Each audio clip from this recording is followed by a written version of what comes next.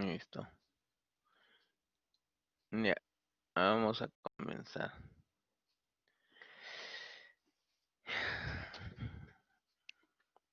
La clase de día es sobre, bueno, he tenido problemas para conectarme, este es un problema que no crea mucha ansiedad.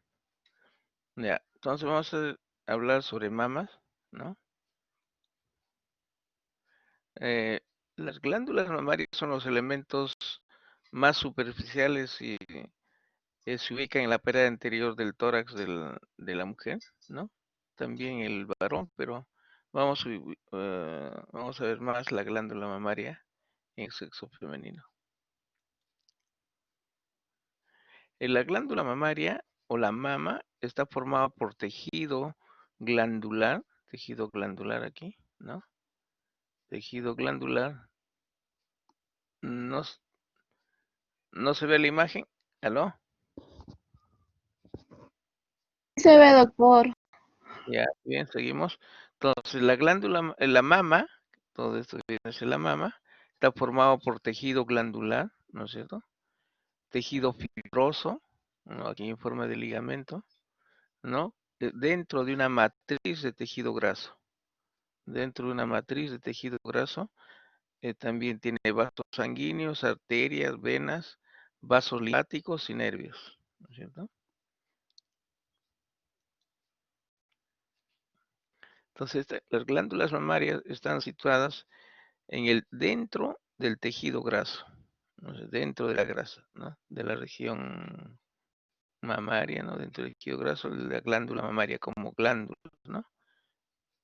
Están delante del músculo pectoral mayor, ¿no?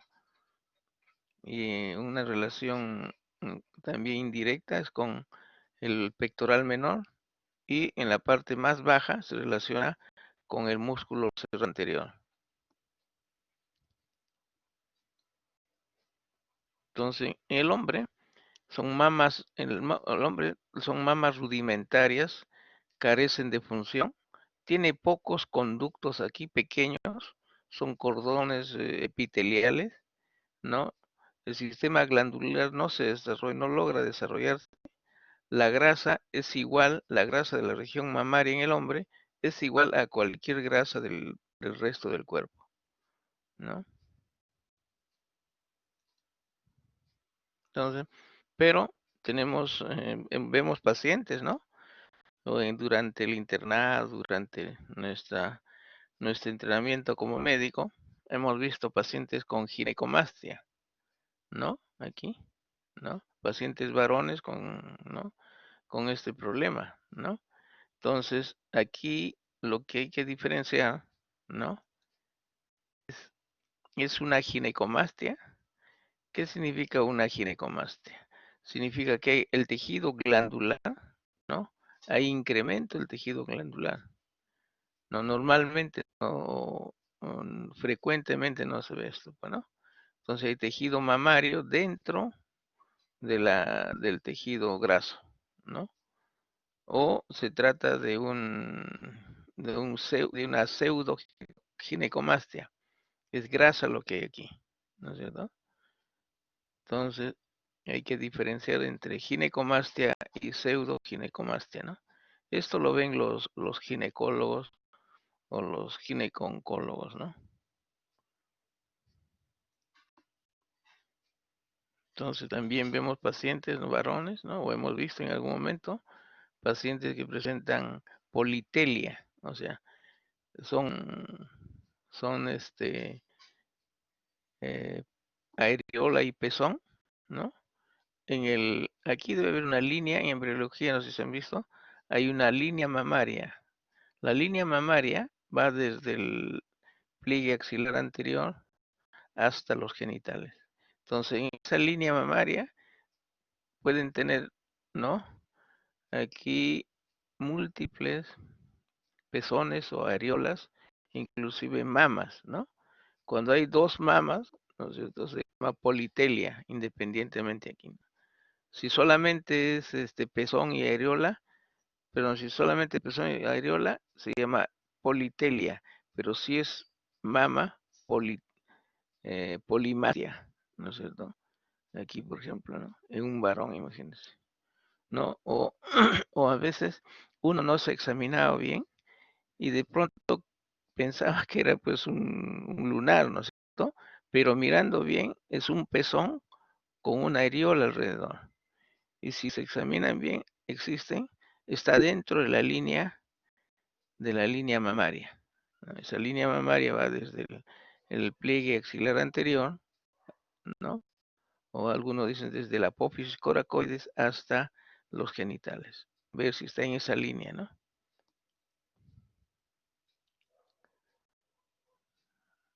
Las mamas femeninas en una mujer que no amamanta, ¿cómo es? Dice, el tamaño de las mamas depende de la cantidad de grasa, ¿no? Que hay dentro de la mama, ¿no? En personas que no tienen, ¿no? O sea, no están amamantando, ¿no? Es más la cantidad de grasa que tejido mamario.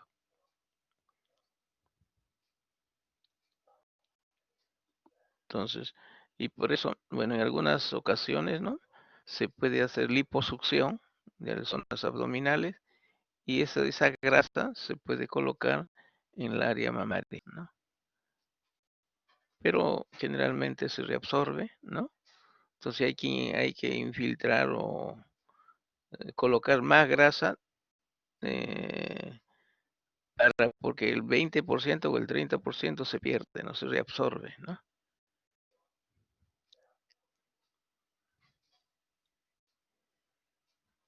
Entonces, ¿dónde se ubican las mamas? Perdón. Las mamas, ¿cuáles? Dice, se ubican dentro del lecho. Las mamas descansan en el lecho de la mama. ¿Cuál es el área donde se ubica la mama? Va desde la segunda costilla hasta la sexta costilla, ¿no? Esos son el límite superior, el límite inferior. El límite medial, dice, es el borde lateral del esternón, ¿no es cierto? Si la línea media está por aquí, uno, o sea, vamos un poco hacia afuera, es el borde lateral del esternón y el límite lateral es la línea media axilar, ¿no? Aquí debemos tener una línea axilar anterior, está en este repliegue, atrás una línea axilar posterior, entre los dos repliegues está la línea axilar media. Entonces, este es el lecho de la glándula mamaria, ¿no? Esta glándula mamaria está entre la segunda costilla y la sexta costilla, por fuera de la línea del borde lateral del esternón y por dentro de la línea axilar media.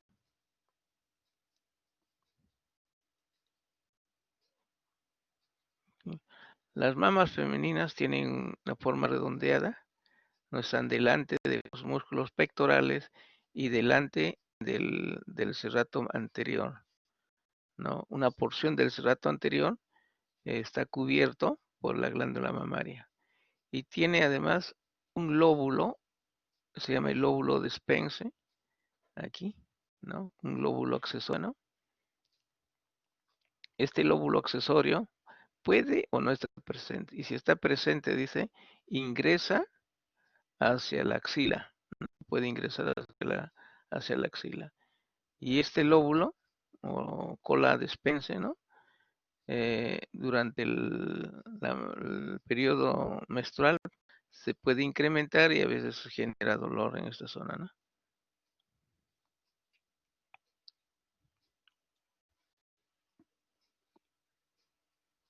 Entonces, aquí, ¿no? Aquí tenemos, por ejemplo, ¿no? La cola de la glándula mamaria, aquí se ha desarrollado o ha crecido, ¿no?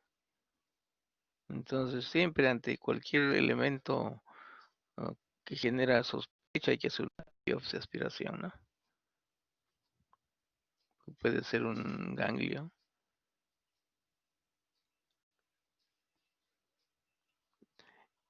Después, otro concepto es el espacio retromamario.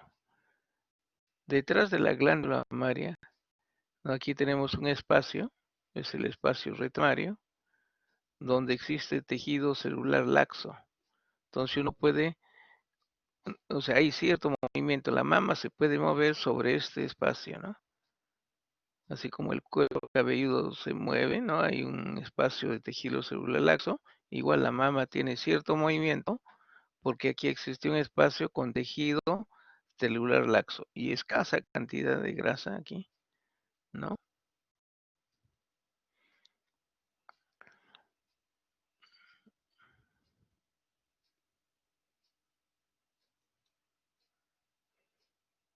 Entonces, dice, la ubicación de la glándula mamaria se ubica, dice, los 2/3 superiores, ¿no? Del tejido mamario está delante del pectoral y el tercio inferior está delante de la fascia del serrato anterior, ¿no? No toda la mama está delante del pectoral. Los 2/3 superiores están sobre la fascia del pectoral menor y el tercio inferior sobre la fascia del serrato anterior.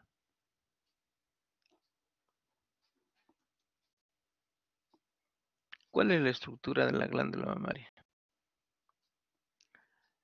Las mamas durante la pubertad entre los 8 y 15 años crece debido al desarrollo de la glándula mamaria, pero dice sobre todo por un incremento del depósito de grasa dentro de esta región, ¿no? El tamaño y la forma de la mama está determinado por factores genéticos, raciales y dietéticos.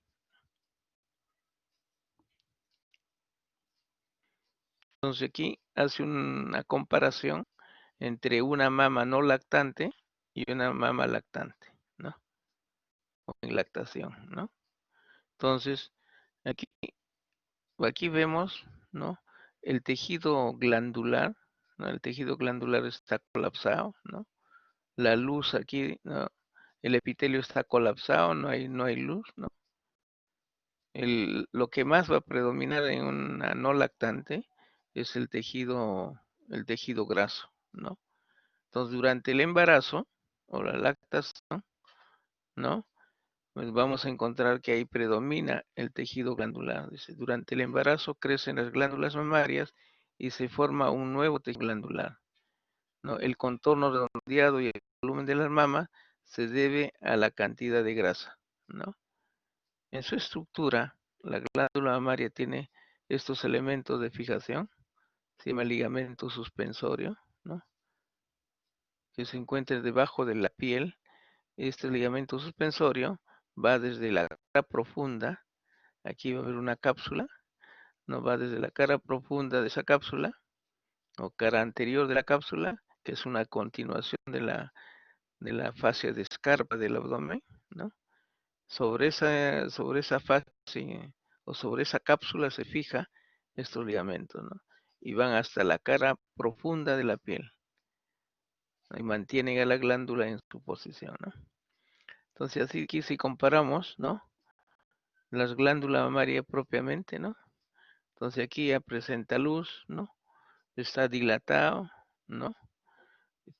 Aquí tiene células mioepiteliales que van a favorecer la contracción de estos le llaman alvéolos, ¿no? Donde se va produciendo y generando leche. Y aquí va a haber contracción por estas células mioepiteliales cuando se produce la lactancia, ¿no?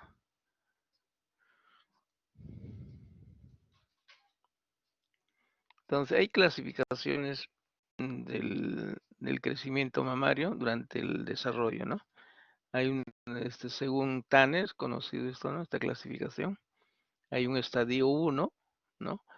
Que corresponde a la etapa de la preadolescencia, ¿no? Hay un estadio 2, se llama el brote mamario. Esto corresponde a una edad de un promedio de 11 años, ¿no? Después el estadio 3, cuando hay aumento de la mama y de la areola, esto corresponde a 12 años de edad más o menos. El estadio 4, y hay proyección de la areola y del pezón, ¿no? Y esto con un promedio de edad 13 años, ¿no? Y el final, el estadio 5, ya cuando se ve el contorno final de la mama. Y esto corresponde a la edad de un promedio de 15 años de edad, ¿no? Entonces, los pediatras, ¿no? Ven la evolución, ¿no? Cuando hacen control del desarrollo en los adolescentes, ¿no? Evalúan, ¿no? Cómo va el desarrollo corporal, psicológico, evalúan el crecimiento, ¿no? De los huesos, de los diferentes órganos y sistemas del cuerpo, ¿no? Si tiene un desarrollo adecuado para su edad, ¿no?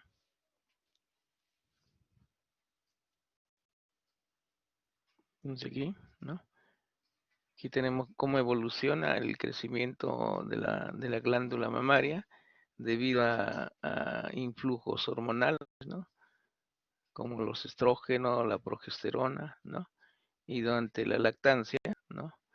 Como es que aquí hay un ciclo, ¿no? Hay estimulación, ¿no? Por parte del recién nacido, este informe, ¿no? De forma a través de vías neuronales, ¿no? Viajan al hipotálamo y aquí estimula la adenohipófisis para generar la liberación de prolactina, estimula la síntesis de proteínas de grasa de la leche, ¿no? Y la liberación de oxitocina para contraer las fibras musculares lisas que están alrededor de los alvéolos, ¿no? Para que se produzca la secreción o la expulsión de leche.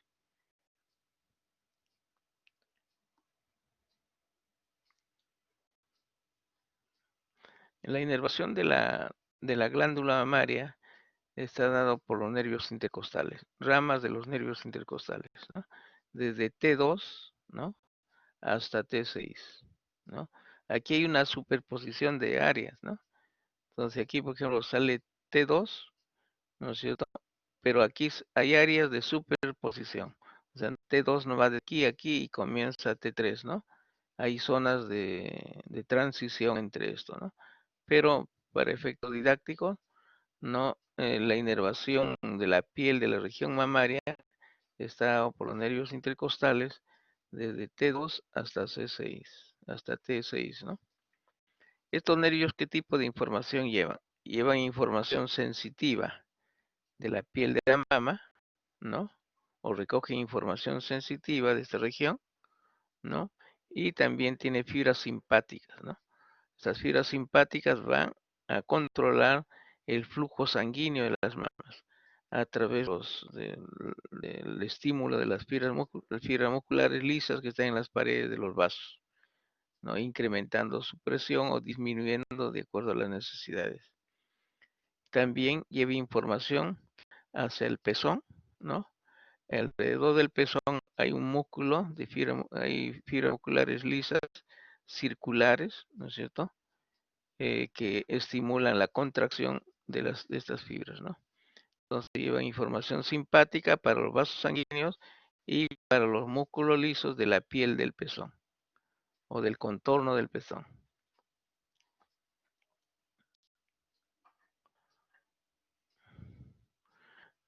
Ahora, el pezón, dice, se encuentra en la parte más elevada de la mama, ¿no? Está en la parte más elevada de la mama, ¿no? Algunas características aquí del pezón, ¿no? Son prominencias de forma cónica o cilíndrica, situado en el centro de la areola, ¿no? En el centro de la areola no tiene pelo, no tiene grasa, no tiene glándulas sudoríparas, ¿no? En el vértice del pezón, esto se encuentra fisurado por los conductos lactíferos. O sea, los conductos que llegan al pezón, ¿no? Eh, se encuentran, dejan una fisura al momento de desembocar, ¿no? Entonces, que desemboca en ellos. Formado por fibras musculares, ¿no? Está formado por fibras musculares o tiene fibras musculares lisas circulares que comprimen los conductos lactíferos. Entonces, los conductos lactíferos van a terminar en el vértice del pezón. Entonces, alrededor del pezón existen estas fibras musculares que se contraen durante la lactancia, ¿no? Para comprimir hay unas dilataciones de los conductos lactíferos, ¿no? Estas van a ser comprimidos por estos músculos, ¿no? Eso sucede al inicio de la lactancia, ¿no? Entonces la areola es un área circular, ¿no? Es un área circular que está alrededor del pezón y tiene una pigmentación diferente al resto del piel.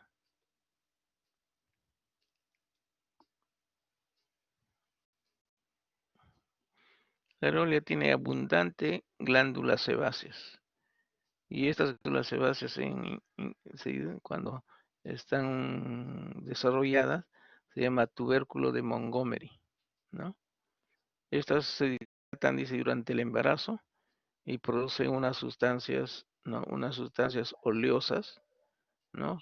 Que lubrican, es decir, es como un lubricante protector del pezón y de la areola, ¿no?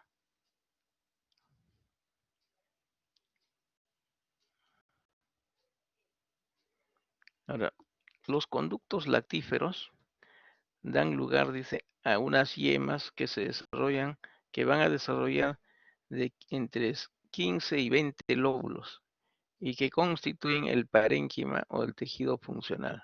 O sea, inicialmente estos se generan a partir de unas yemas, ¿no? Y de estas yemas se van a desarrollar entre 15 y 20 lóbulos, ¿no? Que constituyen el parénquima funcional o tejido funcional.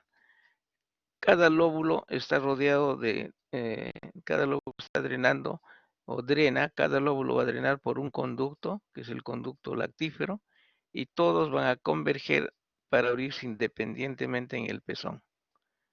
Cada conducto tiene una porción dilatada, a eso se llama el seno lactífero. O sea, al desembocar hay una región del conducto que se va a dilatar y eso se denomina seno lactífero, donde se acumulan gotas de leche, ¿no? Y la compresión de esta areola exprime estas gotitas acumuladas y estimula continuar el amamantando, ¿no? Mientras se establece un reflejo de bajada de leche mediado por hormonas, ¿no? Entonces, durante la lactancia, ¿no? La compresión de este seno lactífero va a hacer que se secrete, ¿no? La leche y el estímulo generado por el recién nacido va a hacer que se empiece a desarrollar, ¿no? Este reflejo y se estimule la producción de leche y la secreción de la misma, ¿no? Nosotros, eh, nosotros hemos visto pacientes, ¿no? Que nos decían cuando llevábamos ginecología, obstetricia, o cuando hacíamos el internado, ¿no? Hacemos 3 meses en ginecología. Había pacientes que comentaban pues que no tenían leche, ¿no? No tengo leche, no puedo. El recién nacido lloraba, ¿no? Pero el único secreto ahí era hacer que el recién nacido se acerque al pezón. Estímulo, ¿no? De los labios del pezón, pero de los labios del bebé ante el pezón, hacía que se produzca leche, ¿no? Si nunca lo acercaban, no había ese estímulo, ¿no? Entonces es importante que el recién nacido esté ahí hasta que se vaya generando este reflejo de bajada de leche, ¿no? Y todas las mamás producen leche, ¿no? Pero hay que enseñarles a desarrollar esto, ¿no? Entonces, ¿cuál es la estructura de la glándula mamaria? La estructura de la glándula mamaria, aquí tenemos la piel, ¿no? Debajo piel tienen abundante tejido graso, ¿no? Y dentro de este tejido graso está el parénquima mamario, ¿no? El tejido funcionante, ¿no? Ese tejido, ¿no? El parénquima mamario, está formado o está dividido en lóbulos. Entonces todo esto es un lóbulo mamario, y cada lóbulo mamario, ¿no? Tiene lobulíos, ¿no? Estos son lobulíos, ¿no? Entonces, estos lobulíos están en su estructura, están rodeados de vasos sanguíneos, de venas, arterias, vasos linfáticos, tejido conjuntivo, ¿no es cierto? Pero cuando todo ese tejido extramamario se retira, o sea, aquí se queda, al final tenemos los alvéolos, o sea, dentro de todo esto están los alvéolos, ¿no? Los alvéolos mamarios o acinis, ¿no?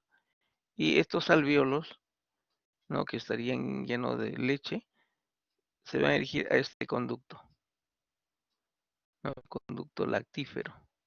Y este conducto lactífero está dilatado aquí. Antes de sembrar en el pezón tiene una dilatación y a eso se llama el seno, ¿no? Seno, seno lactífero, ¿no? Entonces cada lóbulo presenta lobulillos y esos lobulillos en su interior tiene a los alvéolos mamarios. Y estos alvéolos mamarios, ¿no? Que están cubiertos por células eh, epidérmicas, ¿no? Se van a encargar de producir y generar leche y expulsar hacia los ductos lactíferos o conductos lactíferos. Y este llega al seno lactífero y finalmente va a terminar en el vértice del pezón, ¿no? Pero estos lóbulos están dentro de una estructura que son los ligamentos suspensorios de la mama o ligamento de Cooper. Claro, aquí vemos como unas líneas, ¿no? Pero han hecho estudios acerca de esto, ¿no?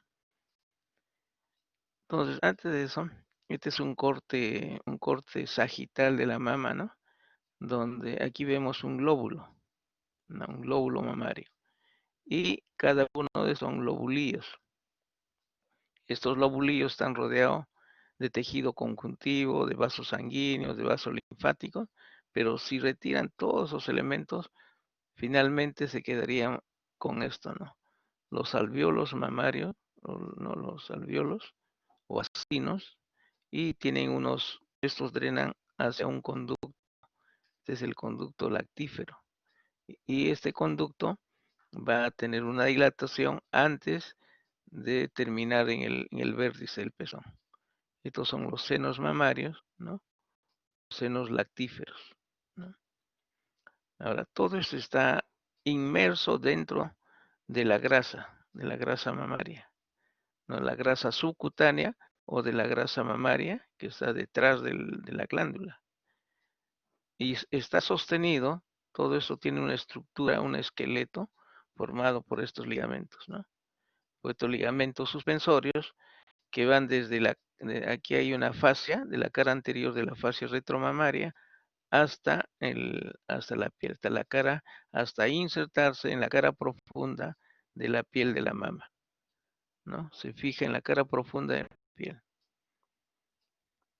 Entonces, cuando hay algún tumor, ¿no es cierto?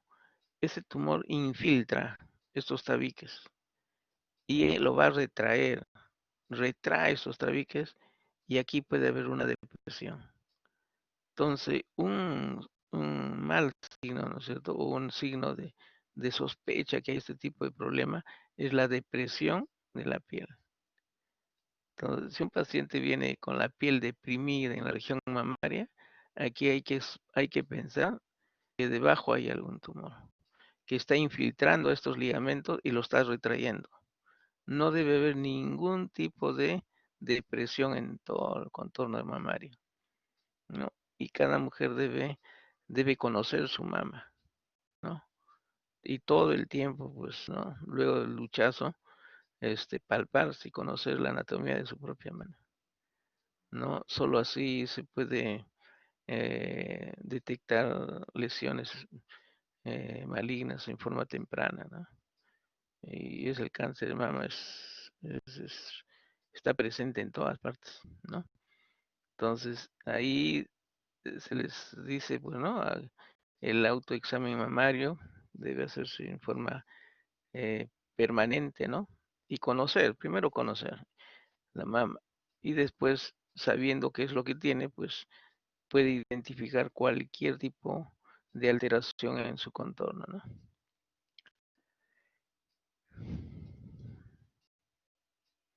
Entonces aquí, fíjense los ligamentos suspensorios también se llama ligamento suspensorio o ligamento de Cooper. Fíjense, uno, claro, con lo corta lo ve como unas líneas, ¿no es cierto? Pero es como un panal.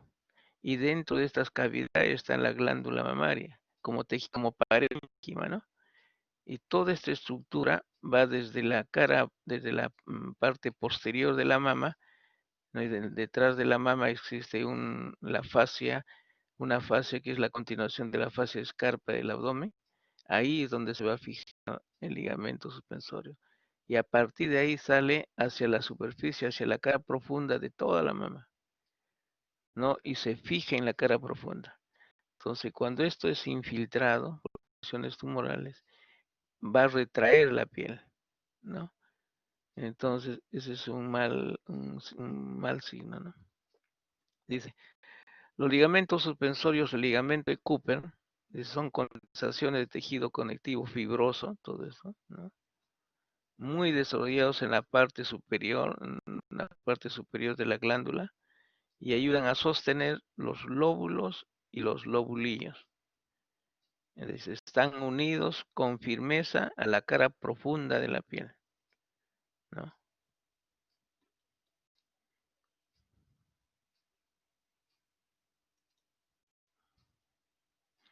Aquí este es un preparado esta es una plastinación, hay técnicas para plastinar, ¿no?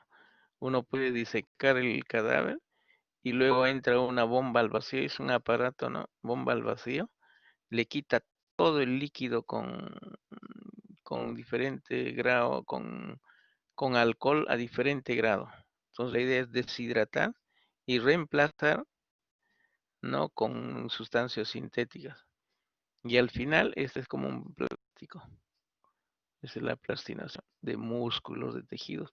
Entonces aquí han plastinado los ligamentos suspensorios de Cooper, ¿no? Aquí van los lóbulos, los lobulillos, los lóbulos y dentro los lobulillos, ¿no?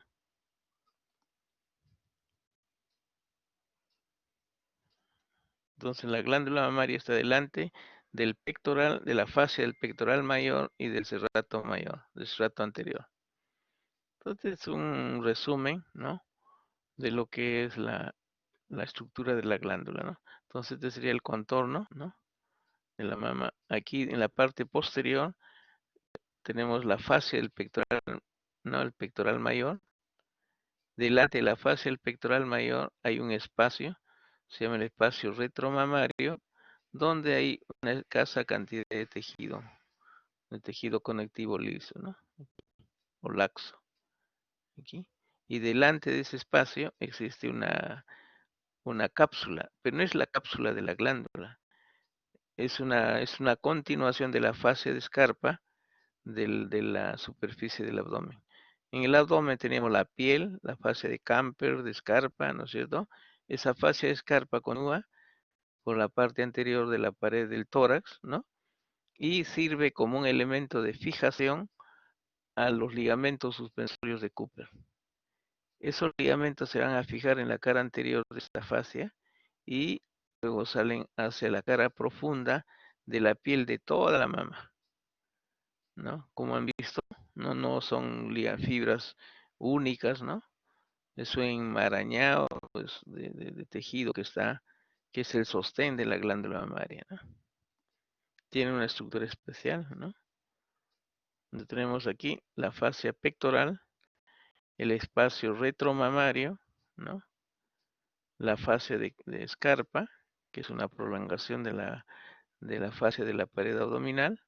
En esta cara anterior de la fascia, ¿no es cierto? Se va a insertar las fibras o el ligamento suspensorio de Cooper, que se dirige hacia la cara profunda de la piel, hacia la dermis, ¿no?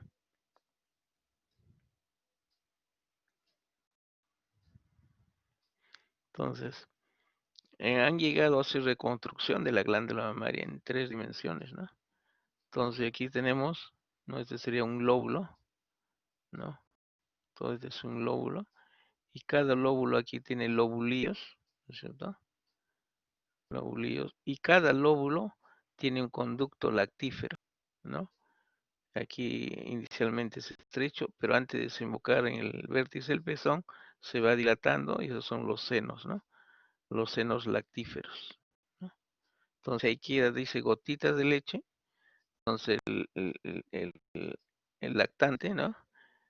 Eh, eh, Se pega al pezón, succiona un poco y esa leche sale.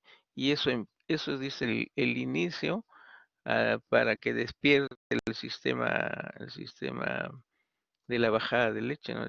Son de esos estímulos de feedback, ¿no? O sea, viene el lactante se acerca y el cerebro, pues a través de la secreción de hormonas, genera que se produzca leche y esa leche sea secretada hacia el exterior, ¿no? Entonces aquí, esta es otra representación, un lóbulo sería como aquí, o sea, lo han reconstruido, sería un lóbulo, dentro hay lobulillos como estos, ¿no? Cientos de lobulillos de tejido, ¿no? Y cada uno de estos lóbulos termina en un conducto lactífero, ¿no? Y estos conductos lactíferos terminan, o previamente aquí tienen una dilatación y terminan en el vértice del pezón, ¿no?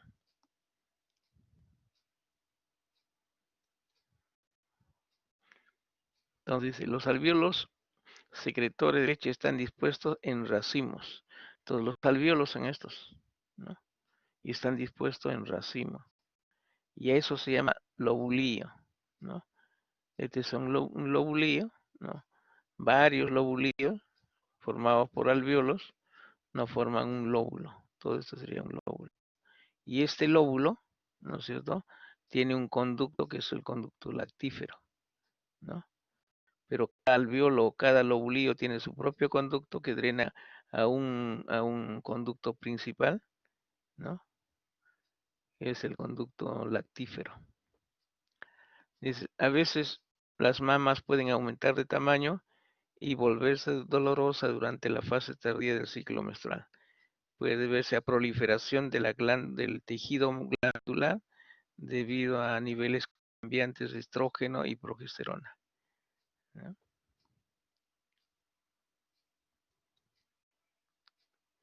Entonces aquí tenemos un esquema, ¿no? Tenemos aquí, este es un alveolo, ¿no? Dentro está tapizado por células alveolares, ¿no? Productoras de leche, ¿no? Y por fuera hay células mioepiteliales que tienen la capacidad de contraerse, ¿no? Y hacer que se secrete la leche, ¿no? A través del conducto, de estos conductos lactíferos. Estos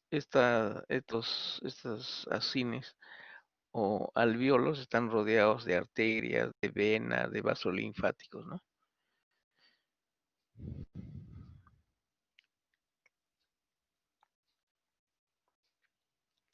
El drenaje linfático de la glándula mamaria tiene drenaje linfático hacia la cadena. Aquí hay una cadena, la arteria materna está por aquí, ¿no es cierto?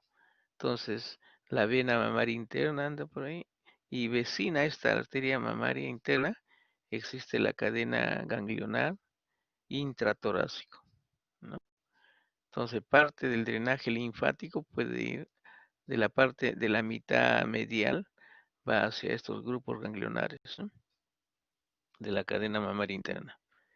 Otro, el 75% dice, drena hacia la región axilar, ¿no? Entonces, en miembro superior, ¿se acuerdan? Vimos que había aquí grupos ganglionares, ¿no?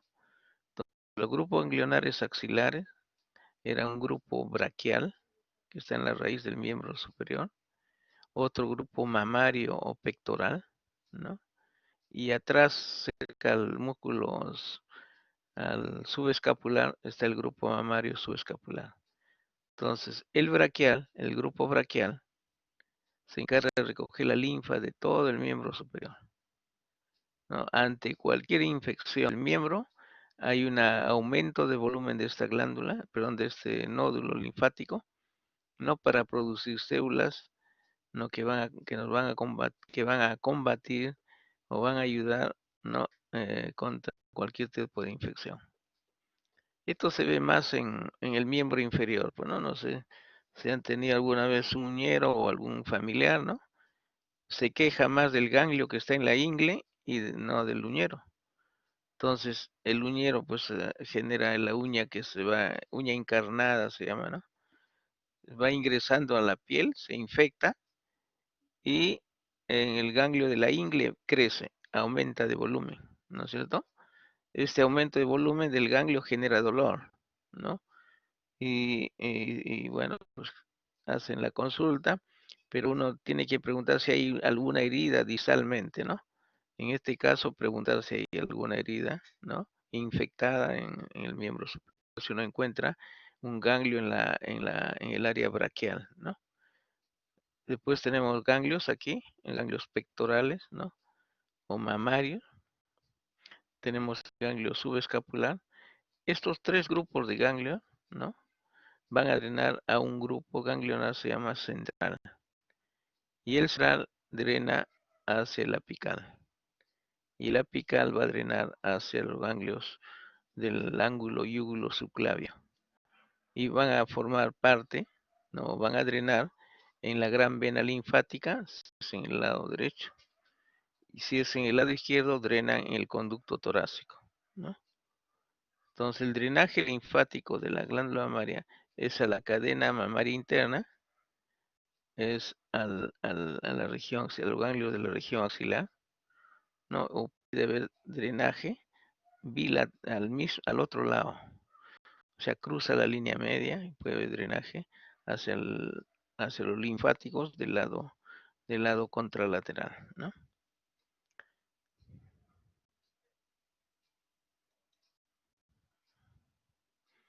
Entonces aquí, el grupo ganglionar aquí mamario pectoral, el braquial, el subescapular, esto drena a un grupo ganglionar central, estos a la apical y estos a los supraclaviculares.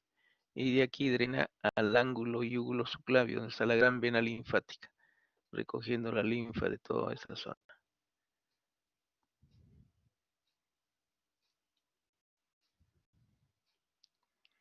Aquí he buscado sobre irrigación de la glándula mamaria, ¿no? Y hay poca información detallada, ¿no? De la irrigación.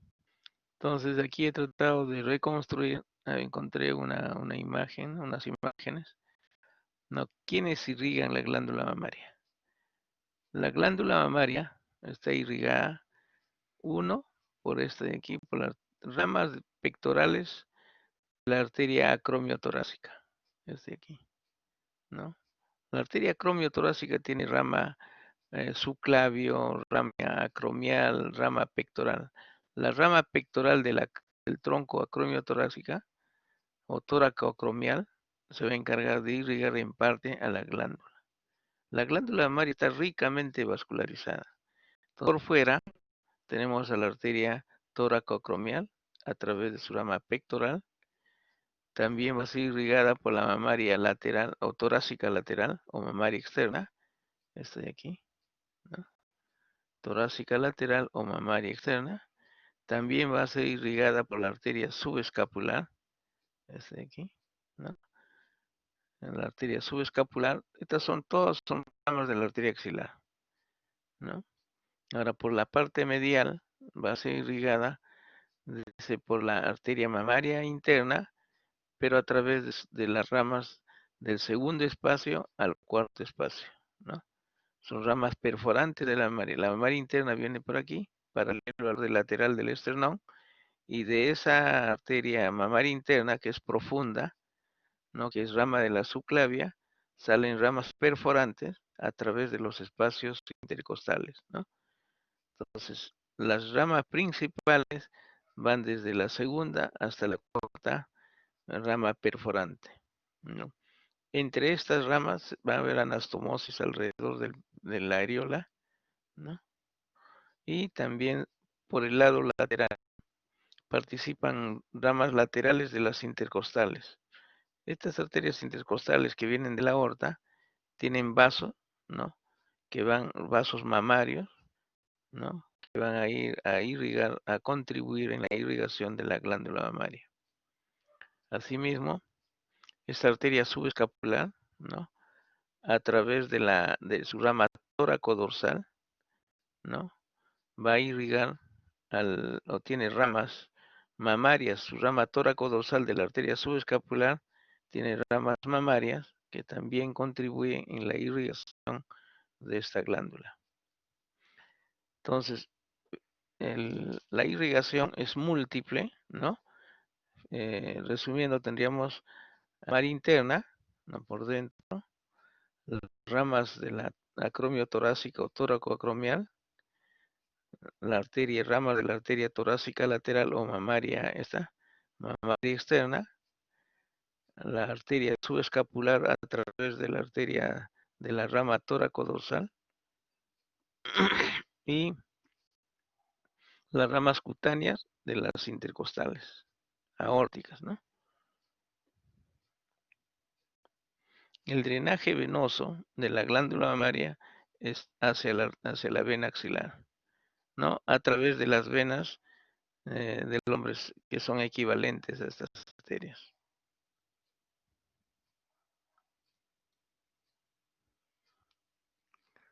Entonces aquí había unos preparados también, ¿no? Aquí. El drenaje venoso, el drenaje arterial de la mama, ¿no?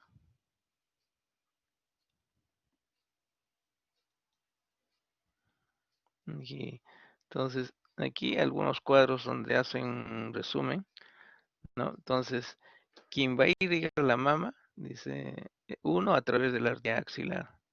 Pero, ¿qué ramas de la axilar? La torácica superior. La primera aquí no está, ¿no? Es la primera rama de la axilar, la torácica superior. La arteria tóraco-acromial, que lo mencionamos. La arteria torácica lateral o mamaria externa. Y la arteria subescapular. Todas son ramas de la arteria axilar. Ahora, de la torácica interna o mamaria interna está aquí, ¿no? A través de sus ramas perforantes, ¿no? Te va a encargar de irrigar la parte medial de la glándula mamaria, ¿no? Y desde el segundo al cuarto, desde el segundo espacio o intercostales anteriores, del segundo al cuarto espacio, también se encargan de irrigar a través de las perforantes.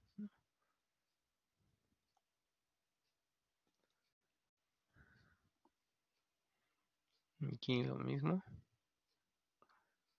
Entonces aquí tenemos la arteria mamaria interna y las perforantes que van a irrigar la mitad medial de la glándula mamaria. Y por fuera está la acromio torácica, la subescapular, la mamaria externa.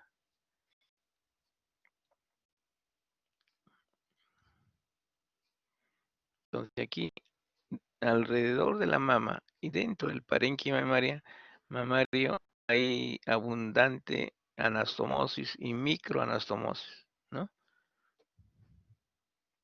Aquí estaría la mamaria interna, la torácica superior, el tronco acromio torácico, la mamaria externa, la subescapular.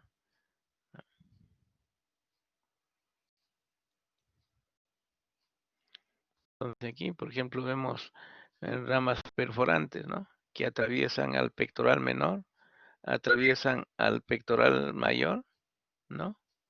Y se dirigen a irrigar el parénquima mamario.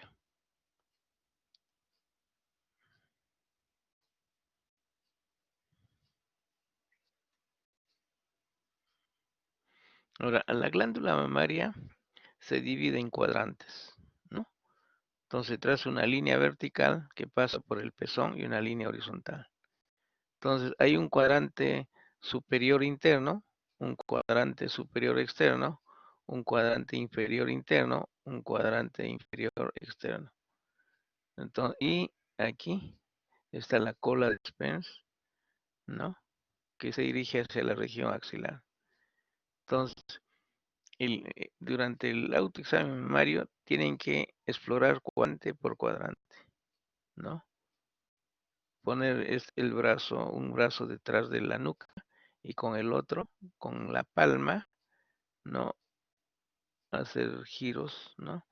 Y explorar toda la mama, ¿no? Cuadrante por cuadrante. Ante cualquier sospecha, inmediatamente acudir a los, hay especialistas en mama, ¿no?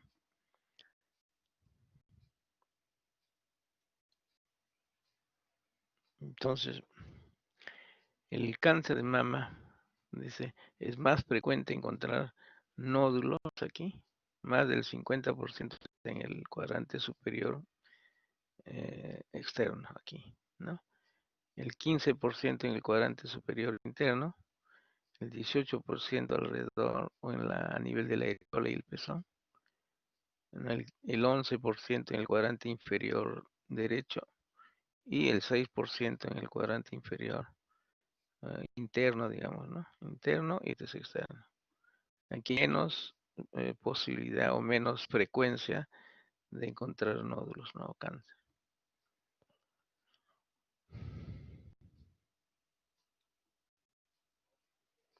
Entonces hay diferente patología, ¿no?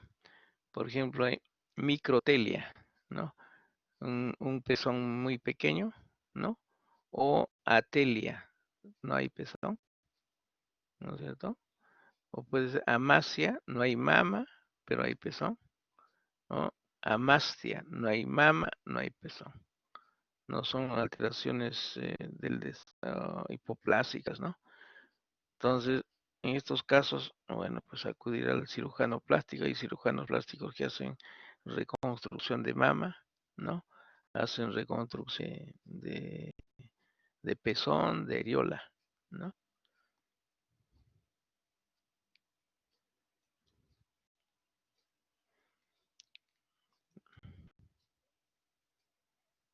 Aquí, para visualizar aquí los ligamentos suspensorios de Cooper, no son fibras independientes, es toda una masa de tejido que sostiene la glándula mamaria. Y recordar que la glándula mamaria está delante de la fascia del pectoral mayor y de la fascia del serrato anterior.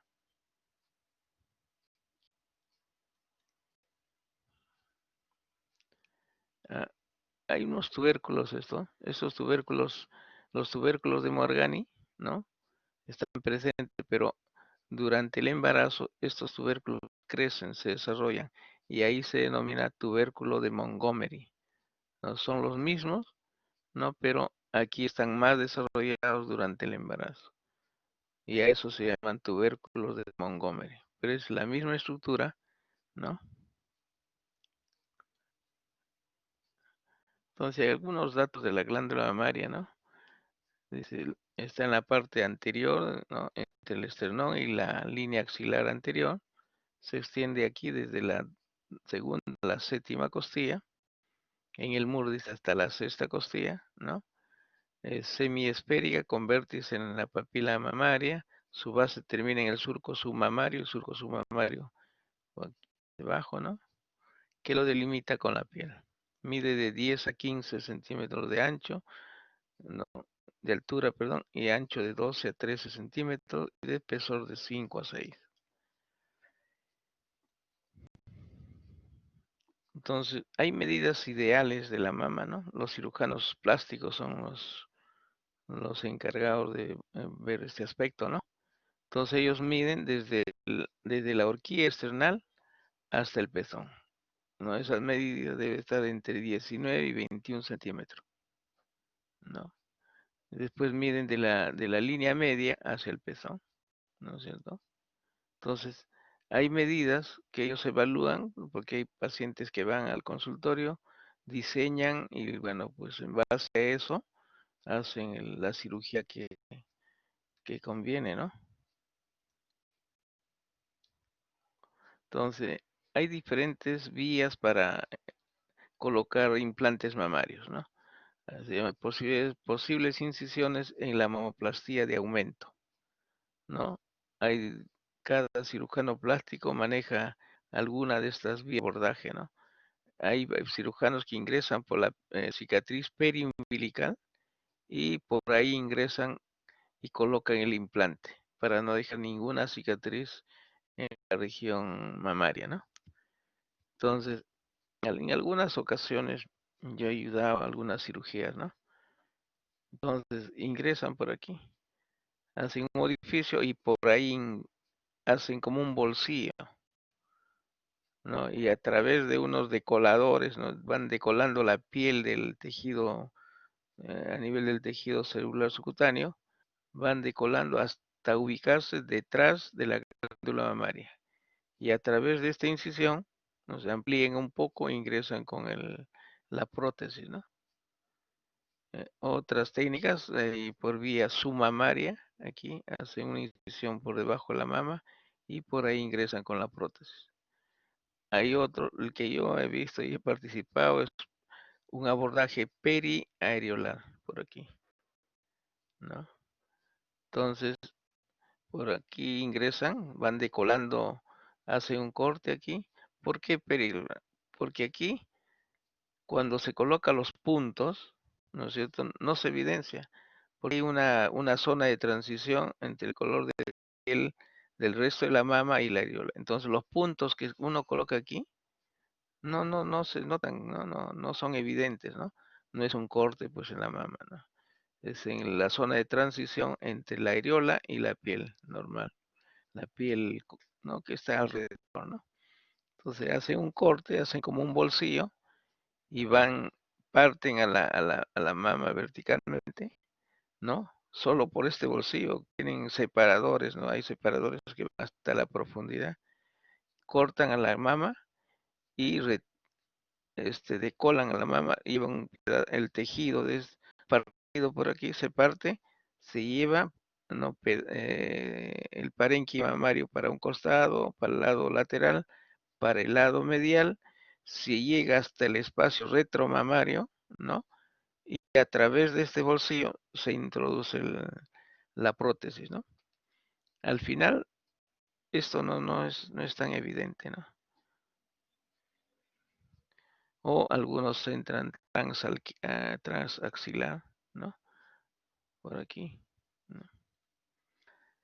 Son diferentes vías de abordaje y los cirujanos plásticos son expertos. Algunos se dedican solo a implante mamario, ¿no? Entonces los implantes mamarios pueden ir detrás del pectoral, ¿no? Detrás del pectoral mayor, ¿no es cierto? Pueden ir implantes, ¿no? Detrás de la glándula mamaria, aquí, o sea, delante del pectoral, ¿no? Entonces los implantes más naturales, mencionan, ¿no? Son estos de aquí, los del pectoral. Pero hay nervios, ¿no? Los nervios ramas de los nervios intercostales que van hacia la glándula mamaria y hacia la piel, ¿no? Entonces puede generar algún tipo de disconfort, ¿no? En esta zona.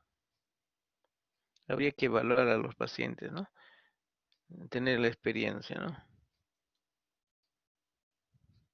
Entonces, ¿no? Aquí, por ejemplo, aquí es detrás de la glándula mamaria, subglandular. Colocan la prótesis, ¿no? En el espio retromamario, ¿no? Hay otros que colocan detrás, aquí detrás del músculo, submuscular, ¿no? Detrás del músculo pectoral mayor, ¿no? Y otros la mitad, ¿no? Submuscular, la mitad detrás del espacio, ¿no?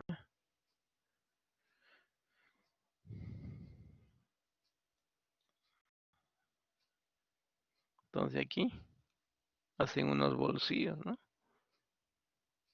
Una disección con el dedo, con los separadores, ¿no? Van haciendo uno. Aquí está colocando detrás de la glándula mamaria, ¿no? Está haciendo un bolsillo detrás de la glándula mamaria y a través de ese orificio ingresa, ¿no?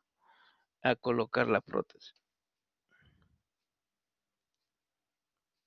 O sea, tratan de hacer la menor o el menor, una incisión, el más pequeño que se pueda, para que no se evidencie la cicatriz, ¿no? Aquí, en separadores, ¿no? Preparación del implante y lavado del bolsillo. Aquí ha decolado ya decolado, ya está en el espacio retromamario, solamente ha hecho el lavado, porque puede haber sangrado, ¿no es cierto? Entonces limpia toda esa zona y luego coloca la prótesis por detrás, ¿no? Y este separador va a estar, es como una L, ¿no? Algunos separadores tienen luz, ¿no? Y uno puede visualizar, ¿no? A través de este orificio que se encuentra en el plano correspondiente, ¿no?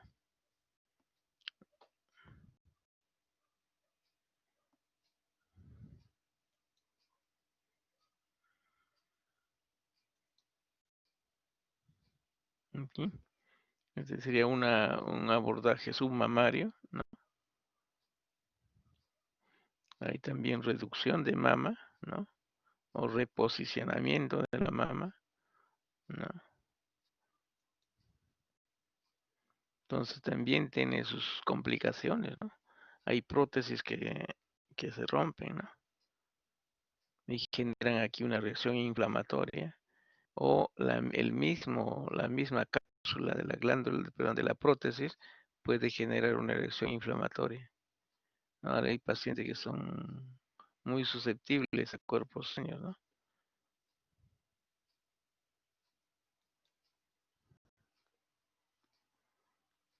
Entonces, ellos miden, ¿no? La distancia entre el pezón y la horquilla esternal, ¿no? Entonces, de acuerdo a eso, pues si hay asimetría en las mamas, ellos pueden, ¿no? Colocar la mama en el lugar simétrico que corresponde, ¿no? Y bueno, pues tienen diferente técnica, ¿no? Por ejemplo, aquí, cuando hay tosis, se llama tosis mamaria. La mama aquí se ha descolgado, ¿no? Entonces, ¿qué hacen? Sacan todo ese tejido, ¿sí? ¿No? Y al pezón lo corta alrededor, a la areola, aquí, so- no lo libera el tejido que está detrás, reservan el tejido porque está irrigando esta zona, no se corta alrededor, se hunde, ¿no? Y eso luego se saca aquí, se coloca acá, ¿no? Coloca la areola y el pezón ahí, ¿no? Y luego cierra aquí. Entonces está y quita tejido mamario, ¿no? Redundante, ¿no? O grasa, ¿no? Saca todo ese tejido y parte de piel, ¿no es cierto? Y esto lo coloca ahí y cierra así. Y de aquí hacia abajo, ¿no? Entonces se reposiciona la glándula mamaria, ¿no? Y bueno, aquí, ¿no? Lo eleva, esto lo eleva aquí o aquí, ¿no? Hace diferentes tipos de diseño de abordaje para poder reposicionar el, el, el tejido, el pezón y la areola y hacer una reducción de la mama, ¿no? Para que sea simétrica al del lado opuesto, ¿no? Aquí. Entonces hace un corte aquí, lo hunde al pezón con todo el tejido, ¿no? Después trabaja sacando toda esa piel y tejido mamario y luego la areola y el pezón que está al fondo, pero que no ha sido desprendido del resto del tejido porque está irrigando, lo saca y lo lleva aquí, ¿no? Ahí junta, aquí se hace la sutura es pequeñita, ¿no? Y subcutánea con puntos, con hilos muy finos, ¿no? Y el resto se junta aquí. Al final queda una cicatriz vertical aquí, ¿no? Pero se usa pues sutura fina por debajo de la piel, no son puntos parados, lo que va a generar y cicatrices queloides o hipertróficas, ¿no? Y el corte que queda por debajo está aquí, en el surco submamario, ahí no se va a notar. Al final va a terminar una cicatriz aquí, pequeña, ¿no? Pero la respuesta inflamatoria a los hilos de sutura no va a depender del paciente. Bueno, cada paciente, la gente blanca no se nota. En cambio nosotros, pues la cicatriz queloide ahí está, ¿no? o la cicatriz hipertrófica, ¿no? Y eso hay que decirle al paciente, ¿no? Entonces, preguntarle si ha tenido algún tipo de herida anterior y que nos muestre el tejido de cicatrización que ha quedado, ¿no? Entonces, uno ve, por ejemplo, le han puesto una vacuna y aquí tiene una pelota, ¿no es cierto? O sea, solo con una vacuna.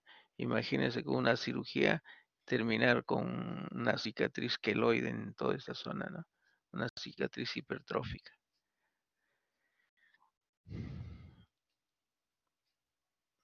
Dicen los cirujanos plásticos, primero citan al paciente, lo miran, no lo tantean, ven el aspecto psicológico, ¿no? Si es una persona descentrada, ¿no? Hay personas que viven ¿cómo se llama? En los consultorios de cirugía plástica, ¿no? Y valorar bien si conviene o no una cirugía, ¿no? Hay pacientes que persiguen a los cirujanos plásticos porque, bueno, por cicatrices queloides o por algún problema, alguna complicación que toda cirugía está ahí a la vuelta de la esquina, están las complicaciones, ¿no? Cuanto más operas, tienes más complicaciones. Bueno, el que no opera no tiene complicaciones. Entonces, hay mamas en una posición simétrica, normales. Aquí hay una ligera tosis, ¿no es cierto? Una tosis moderada y una tosis severa. Entonces, este es por el estiramiento de estos elementos de fijación, el ligamento suspensorio de Cooper, ¿no? Entonces, la cirugía plástica les ayuda. Lo único que va a quedar es una cicatriz en la línea media. Pueden elevar este pezón y colocarlo aquí, ¿no es cierto? Hacer una reducción de mama, ¿no? Y también vienen al consultorio de los cirujanos plásticos pacientes que tienen gigantomastias, o sea, unas mamas grandes, ¿no? Que tienen dolor en la columna vertebral, ¿no?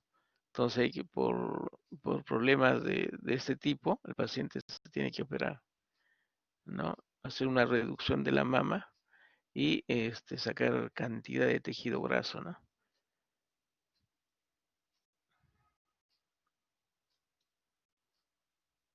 Entonces hay diferentes tipos ¿no? de pezón. Pezón normal, ¿no? Un pezón plano, un, un pezón muy protruido y hay pezón invertido.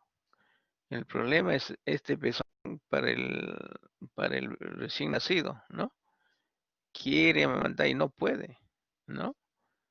Entonces, pues ahí habría que ir a un cirujano plástico para reposicionar el pezón, ¿no? Hacer algún tipo de labor ahí, ¿no? Son pezones umbilicados, ¿no? Entonces, aquí tenemos la línea mamaria, ¿no? Desde el punto de vista embriológico, dice, desde la línea axilar anterior o media hasta los genitales. Entonces, en ese recorrido pueden haber areola y pezón, ¿no? En zonas, ¿no? En esta línea, ¿no? Algunos ni cuenta se dan y creían que era un lunar y era un pezón pequeño con una areola. Bueno, pues no son tan evidentes, ¿no? Pero a veces son muy evidentes, muy marcados, o tiene una mama aparte pequeña aquí arriba, una politelia cuando es tejido mamario en esta línea, en la línea mamaria. O simplemente son pezones con areola, ¿no?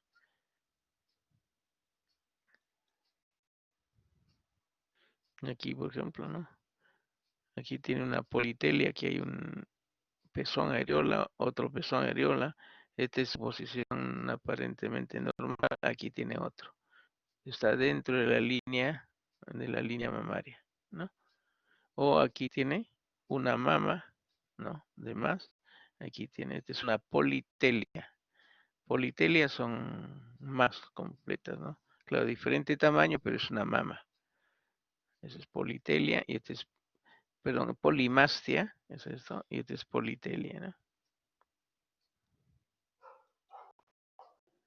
Eso igual van a ver. Aquí, por ejemplo, a nivel de la axila, un pezón, ¿no?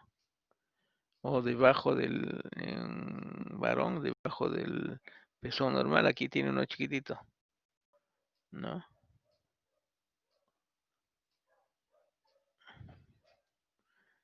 Bueno, ahí nos tenemos que quedar porque la clase es muy pequeña la clase, ¿no? Más bien, quería conversarles sobre el examen. El examen igual haríamos un examen de 20 preguntas como lo hacíamos en anatomía 1, ¿no? Y yo tendría que entrar al aula virtual. La vez pasada ya conversé con personas que manejan esto. Tendría que primero hacer, me dijo, un archivo en Word, ¿no? Como se suele hacer las preguntas, y luego jalar al aula virtual, ¿no? Y, pero antes de eso tengo que programar dentro del aula virtual el día y la hora y el tiempo que va a demorar el examen. Entonces, eso tenemos que fijar para qué día y para qué hora. La idea era no usar este tiempo de las prácticas o de la teoría, ¿no? Hacer un día particular, una hora de teoría y 30 minutos de práctica. El problema de la práctica, ¿cómo sería? Eh, Estaba pensando tomar fotografías de piezas anatómicas, pero fotografías o buscar disecciones que sean evidentes, ¿no? Y colocar, por ejemplo, ahí una fotografía de una disección de las válvulas cardíacas, por ejemplo, ¿no? Colocar una flecha y ustedes reconocen, ¿no? Qué valva es, de qué válvula, ¿no? Un ejemplo, ¿no? Y hacer ese tipo de preguntas, ¿no? Entonces,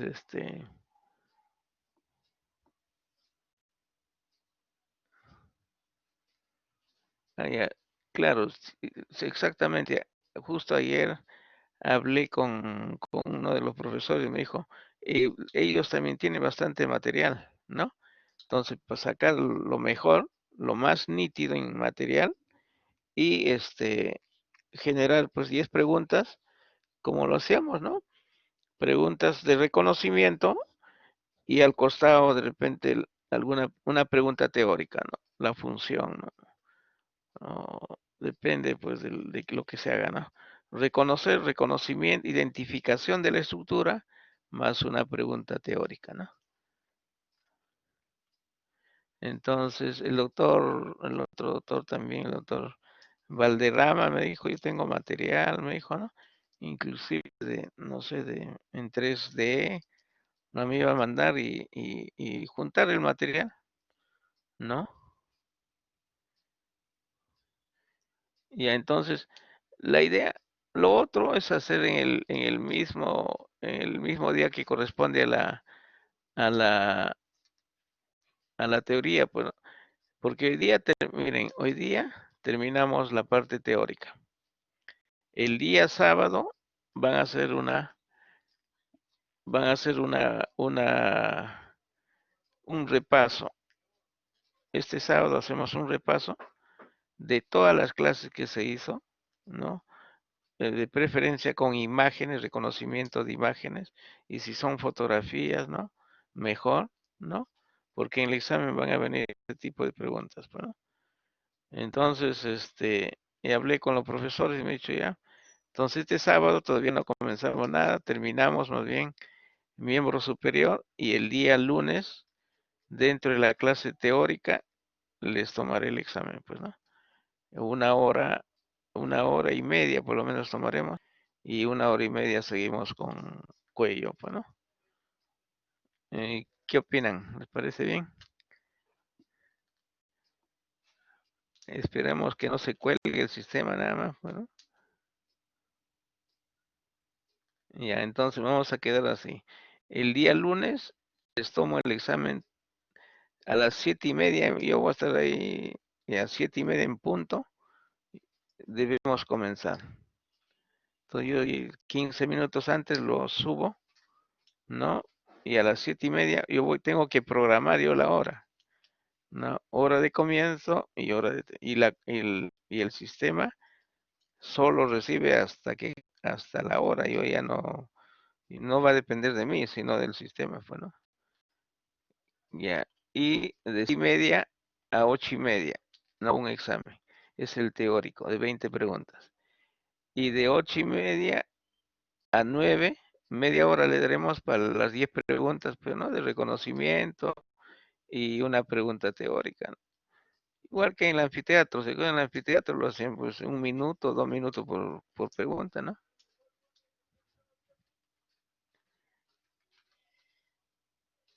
Aló. No, por eso, Ana, no, pero con ustedes tengo, no, perdón. Ya, muy bien, muy bien. Claro, a la hora que nos corresponda, pues, ¿no? Claro, en la hora que nos corresponda les tomo el examen, ¿no? Ya. Ujú. Entonces nos toca a nosotros 2:30, ¿no es cierto? 2:30. Entonces sería de 2:30 a 3:30 hacemos la teoría, ¿no? El examen teórico. Y de 3:30 a 4 hacemos el examen práctico. Y listo. ¿Está bien? Ahí quedamos, ya no hablamos más. ¿Hay algo más que quieran compartir? No sé. ¿Tienen alguna duda? Listo, queridos alumnos. Entonces quedamos para el día lunes el examen de teoría y de práctica. Yo voy a hacer las preguntas lo más evidente, lo más nítido, pues que no admita una respuesta de más, ¿no? Que sea solamente para responder, ¿no? Con una sola, ¿no?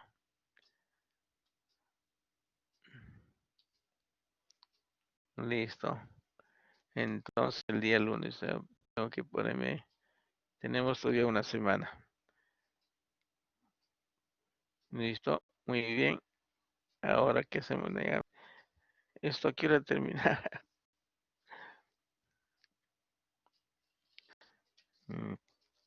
En realidad, nada más es muy corto. Listo, entonces voy a tomar una foto a la asistencia antes que se vayan para saber quiénes están asistiendo, pues, ¿no? Un ratito, por favor.